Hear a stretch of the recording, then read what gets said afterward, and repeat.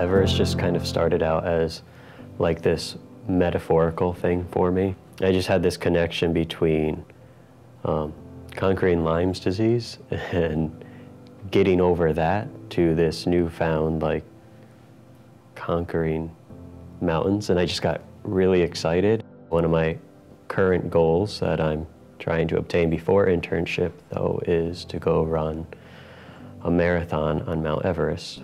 I found out that there was a marathon on Everest, and at the same time, I got a book by Bear Grylls, and it was about him climbing Everest after he broke his back. In my head, it would just be glorifying to the Lord, and I kind of just picture him standing there with me, almost like this father and son thing, and me looking at him like, oh my gosh, we did it. And I was able to do it because of a second chance that he's given me. 3 years ago, I had Lyme disease, and I was at just rock bottom. I had started going to the church because I started reading C.S. Lewis and thought there might be something to this whole Christianity thing. I was really starting to get involved, but then I got better, and I just kind of, I still went to church, but nothing ever became anything, and I relapsed. And the one morning, I woke up and I couldn't move my arms and my legs, and I rolled out of bed. And I can just remember thinking that this was it, and I didn't want to fight anymore. I was tired. And I remember falling to my knees and just praying if I could live and just go on. And I remember telling the Lord, but I'm like, I need help because I don't know. I don't know how.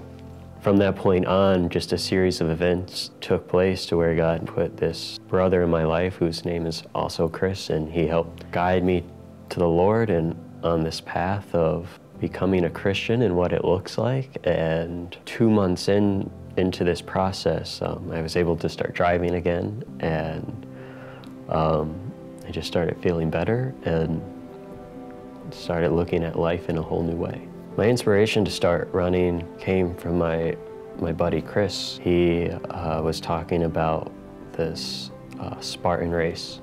And one day he called me, he goes, well, I just signed us up.